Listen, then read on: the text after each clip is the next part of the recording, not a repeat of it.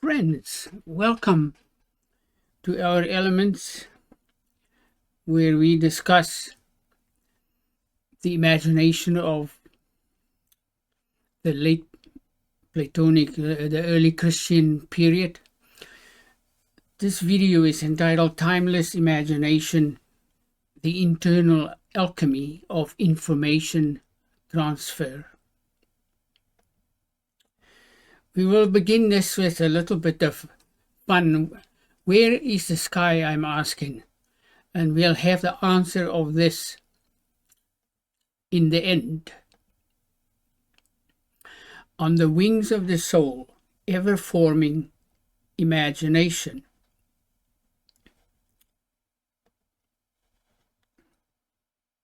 We begin with this presentation with Plotinus in the 3rd century. He says this of the fantasy or sacred imagination. The fantasy imagination receives the resemblances, likeness, not representations, of intellectual and divine forms according to its own proper nature. This is the subtle resonant light body we encountered in the work of Proclus in video 9 or 10. That brings forth or exhibits within herself. In Plotinus, in that time, this in its shadowy receiving bosom is a term that was typical of that time, means the hidden and unseen. So the fantasy receives in its shadowy receiving bosom the forms of formless natures, and clothing by exhibiting, bringing forth, forming projection, or to body forth. With figure, form, things entirely free from the affections, the affordances of figure and form. He refers here to matter. What does that mean? We may say, in the visible world of Plato, under the sun illuminates 3 worlds. 2 of them are unapparent. In the visible world, matter and the rays of the sun affords visibility to form and figure. Hence, says he, the genus of imaginative motion, moving imagination, is neither alone divisible nor alone impartible, indivisible. Motion, the movement of form, proceeds from the impartible to the partible through many media, and form, the formless immaterial nature, that is to say energy, resonance, vitality, to that which is expressed by form.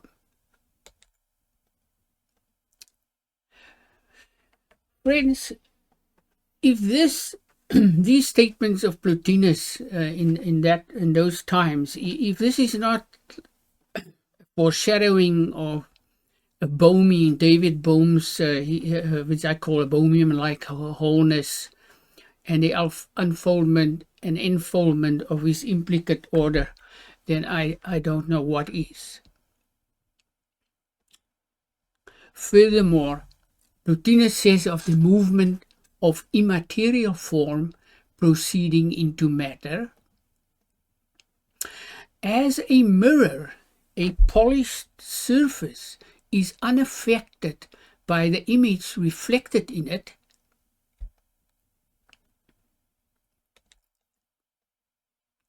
in the same way, matter is unaffected by the reflection of form or quality or colors appearing in it as a dream.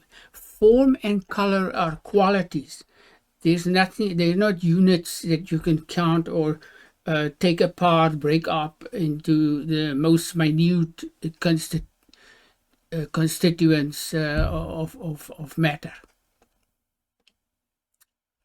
But here is the clincher, of Plotinus.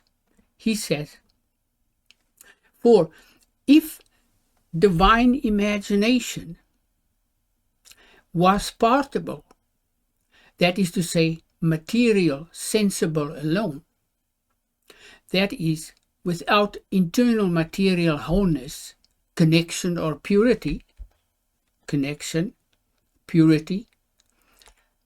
these things will follow. Divine imagination could not preserve in itself many intelligible and essential forms, immaterial impressions, likeness of forms, since it is universal. And since the subsequent, what follows from, would the subsequent downward unfolding sensible figures would obscure the pre-existent essential figures. This beautiful internal intuition of Plotinus and his threefold intelligible hypostasis is examined in our next video, video 10C, on timeless imagination. My investigation, I'm going to leave the screen up here and try and have a bit of a general conversation. My investigation into these worlds began when I was a young psychologist. Time flies all too fast. A teacher working with autistic kids and spectrum disorders in South Africa. Loved the job, beautiful job. At the time, there were very little to no academic courses for things like past life regression or the exploration of healing practices, holistic practices like Reiki, for example. These I had received my training there from a healer and through much self-study. My early curiosity with hypnosis and projection and holistic healing meditation spanned the whole spectrum of subtle subjects, like things we came across terms like near-death experiences, astral traveling, and so on and so forth. These were there weren't many formal courses as today in universities for these subjects. So my study into the literature of reincarnation and the observations of my many sessions I did with some wonderful experiences together with my clients in therapy indicated there are like patterns in the lives of people that can be repeated in different forms and across many lifetimes.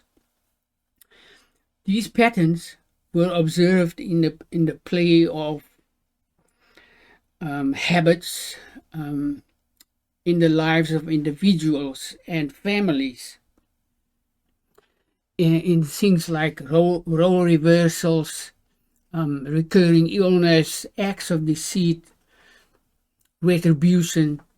Particularly terrible or impactful was the emotional impact of pain and guilt, of unexpected death. A person suddenly a car crashes into him and he dies just unexpectedly, or you get shot by someone out of the blue. Rape. On the other hand, there were also beauty of lives outplaying the deepest of compassion and love.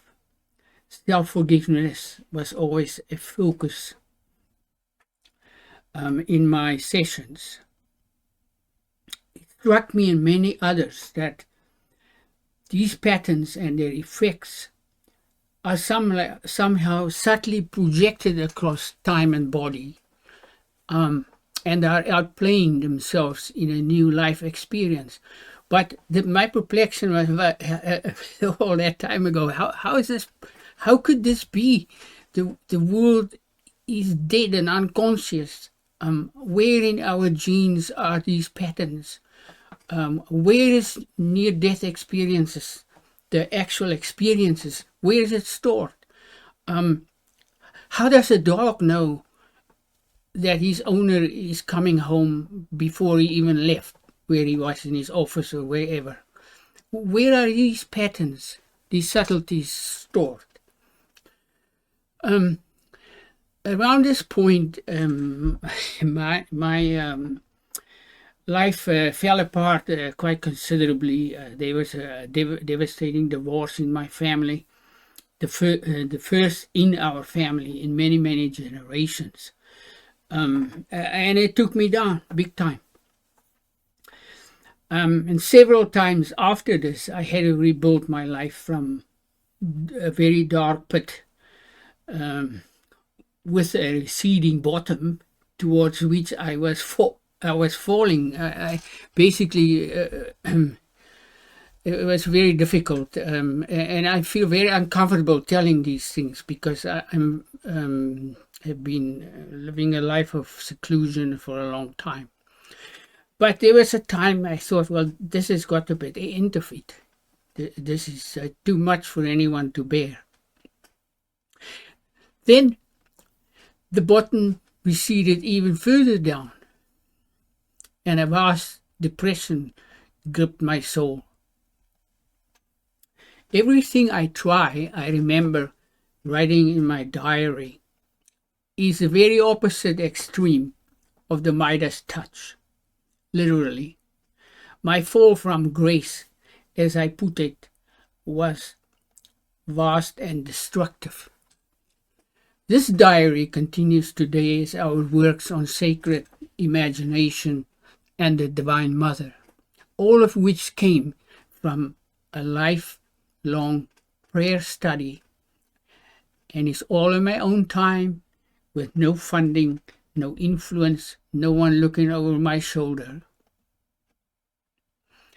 These are my only publications, as I mentioned before, because I soon realized that I'm not going to get anywhere with peer-reviewed articles and journals. These were just silent and virtually impossible. Rupert Sheldrake, he's a man that's been through the mill too, and I've been watching him for a very, very long time, how people have degraded his work. And David Bohm is no stranger to this. I mean, he had to find a job in Brasilia because the Oppenheimer's physicist blackballed him, basically. So no stranger am I to this kind of thing. But it's through these self-directed internal explorations and a life of very deep isolation that I came to rediscover around my 58th year that there exists unexplored and very ancient psychical resonant light media who are the cause of the formation of the world. This was the first time in all my studies that I heard of this kind of thing. More importantly, I learned that there is internally a way of harnessing the power of one's difficulty, the cathartic virtues, to evolve and advance one's awareness. Perhaps our world possesses a very different living processes of field processes of formation, and accounts for and is interwoven with the phenomena of embodied likeness formation that Plotinus addresses for us here above. Indeed, super essential living wholeness, resonant light field media and their interformation, which is the cause of the unfoldment and enfoldment of the whole living world, or the all. We are going to look at imagination from a slightly different perspective.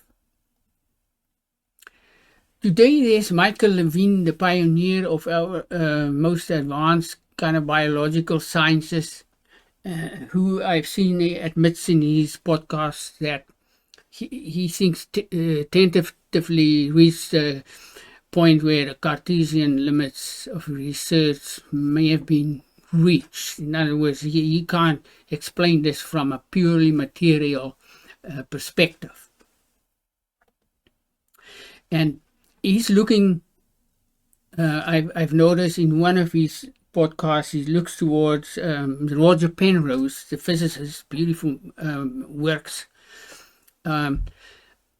towards his threefold Platonic work. He says he wonders if this Platonic work of Penrose is perhaps have an answer. Okay. So Penrose's threefold world consists of physical, mental, and mathematical worlds, forms, and which he says are profound mysteries. He also says he admits that there may be mental structures that are not rooted in physical structures. This is quite an astute observation from the physicist. We ask, is this mental world, mathematical world of Sir Roger truly a Platonic world by itself? That is to say, is his idea a true, remarkable intuition about Platonic worlds?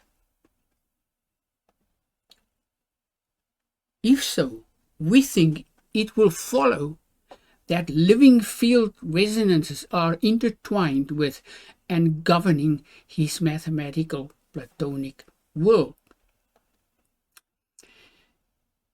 If, on the other hand, he is concluding his threefold Platonic world from the prevailing Cartesian view of the unreasonable effectiveness of mathematics, if this is the case, how is he jibing with the intuition of Plotinus or Proclus? For in Plato, says Proclus, arithmetic held a secondary place to wholeness, imaginative intuition, and living intelligence. Go figure. We think that many material investigators are stuck and they're pointing fingers everywhere. Those who have agonizing perplexion about where consciousness is. It's an epiphenomenon, it's a das and a that, and it emanates from this little minute thing or that thing. And how did life develop from the Big Bang and the first amino acid? All this in a dead universe are also looking into the misleading minutiae of matter, or straight evolution and their sensations to gain some answers. That there are ancient living world-forming media that are not well known and who do not follow from this Cartesian metaphysics, indeed, who might be the unseen field basis upon which all of these speculations and observations rests. I was amazed to discover rather late in my life that the summit of what I was searching for is to be found in the works of the more ancient pre-Socratic theology, notably in the work of Pythagoras, Orpheus, those before, Hermes. Before Hermes had three epochs. The first was pre-Egyptian in the Syriac land is from the star Sirius, watch video 4A for that. I digress. More ancient pre-Socratic theology and the later Platonists, particularly Proclus and Plotinus. But we bring all of those together in this treatment on the imagination of the later Platonists. Only a few times through the last 2,000 years, I'm citing Ficino through Gemistus, Plotinus, the Medici family is one big unfoldment of this work. The next is Thomas Taylor in the end of the 1790s to 1820-ish. And of course, in our time, there is Pierre Grimes and the Balboas. Only a few people have, let's see, what is it saying? Yeah.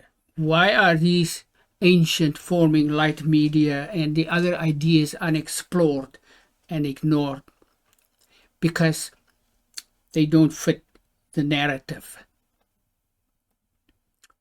In video 10C on timeless imagination, we examine the summit of ancient, let me just get my picture out there, of ancient world-forming media of the mystical theology of Proclus.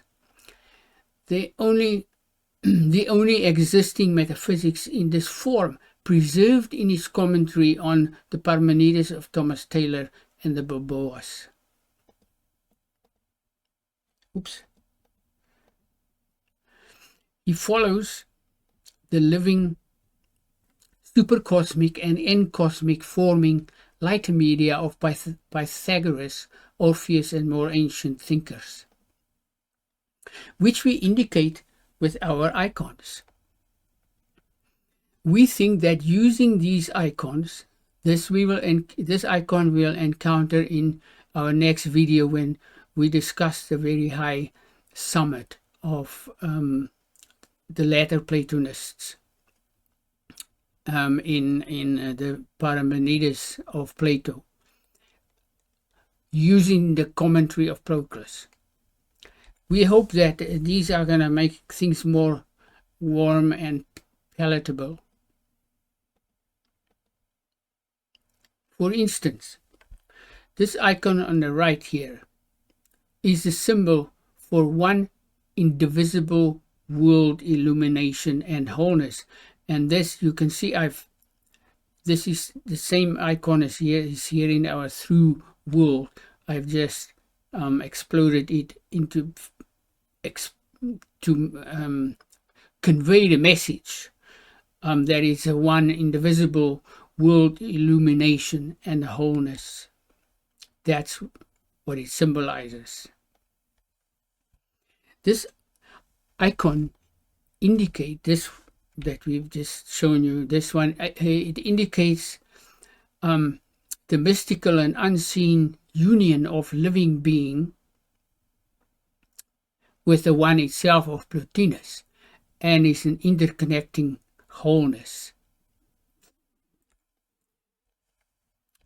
An entirely immaterial and subtle energy or moving imaginative intelligence indicate living superessential aware intelligences that interforms with all humans and in all non-local worlds of consciousness.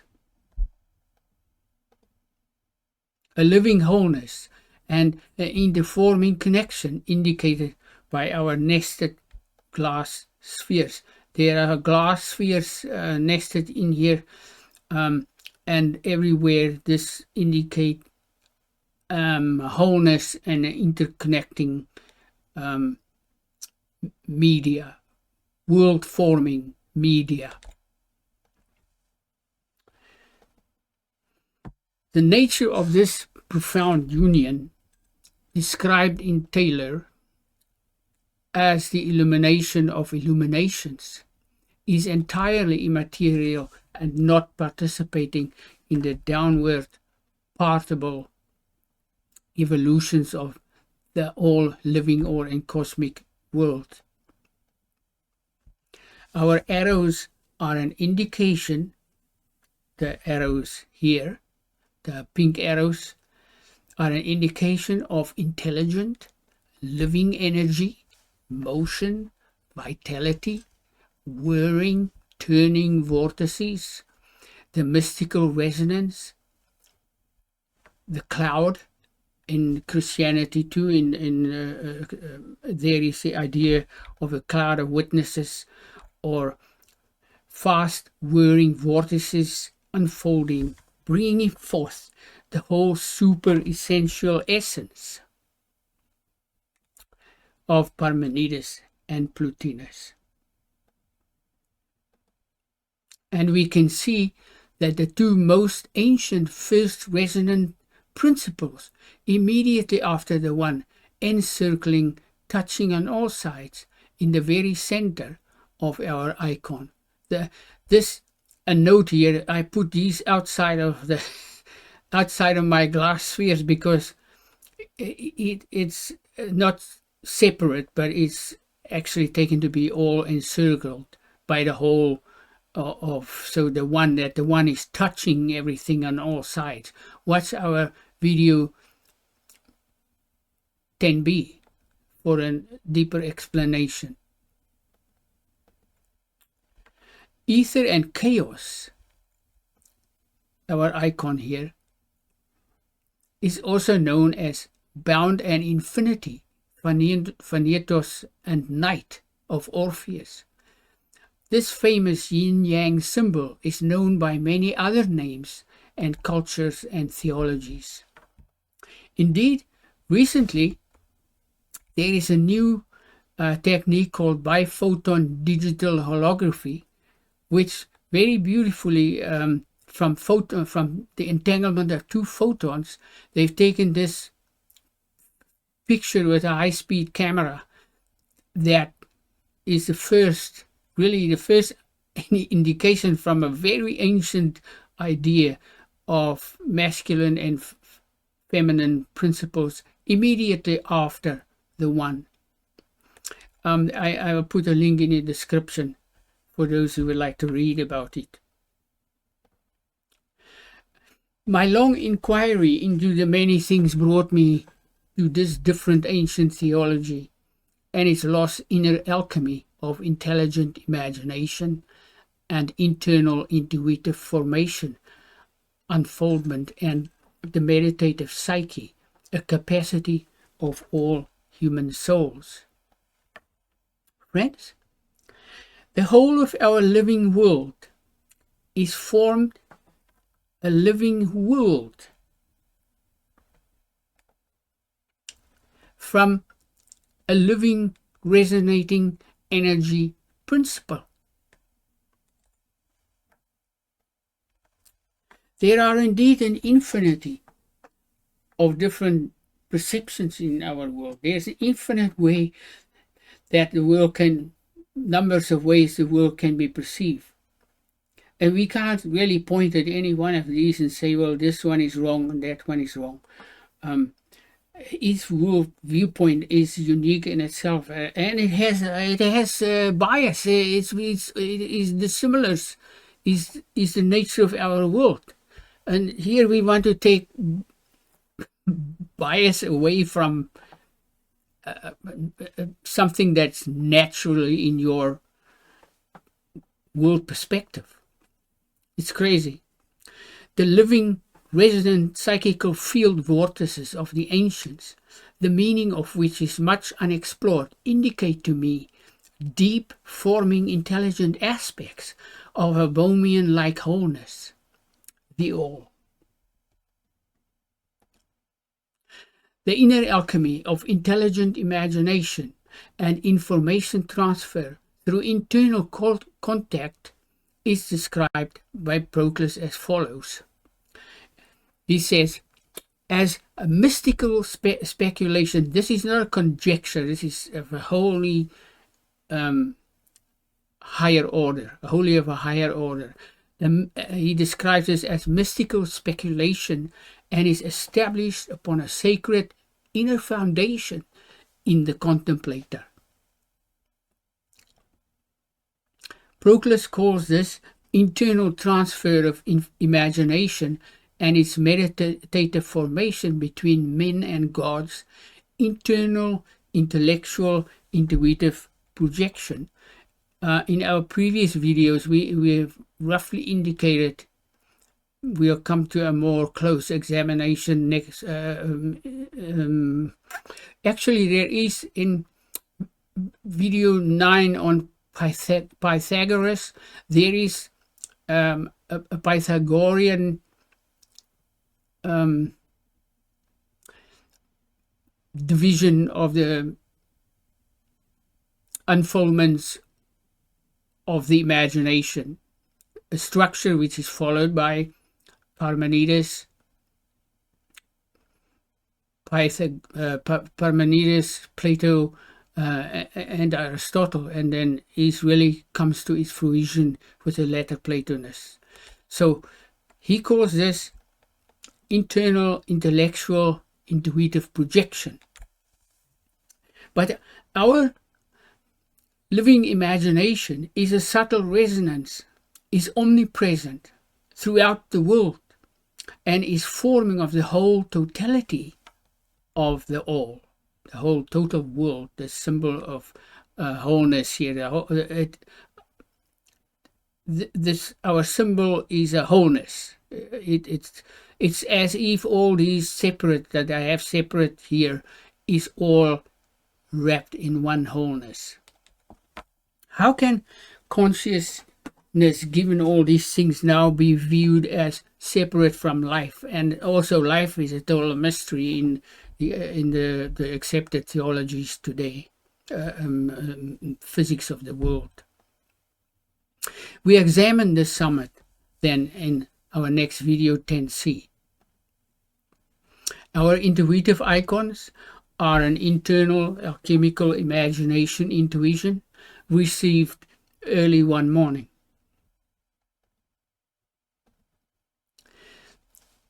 The Monroe Institute in Virginia and the International Consciousness Research Laboratories, a subsidiary of Princeton Engineering Anomalies Research in the USA, are some of the many institutions all over the world to study these unseen realities of consciousness and intuition. It's a beautiful new field of which Sheldrake is one of the pioneers. But these, likewise, these institutes, the Monroe Institute and the Princeton Engineering and Anomalies Research, they come out of the 1950s. So they have some really interesting material already. But I think that this is where this unfoldment of divine imagination of the Pythagorean lineage will find its home. I'm putting these links in the description if you want to read further about this. The sky is a reflection on a pool of water. There's the two shoes just up there, you can see the person. So it's a beautiful mirror reflection, and it's probably I mean, it's just amazing how the quietness of the water is undisturbed by the reflection in it, in the analogy of Plotinus in the first part. A wondrous and blessed day and a loving day to you and your beloved. And as always, thank you for watching our videos and subscribing.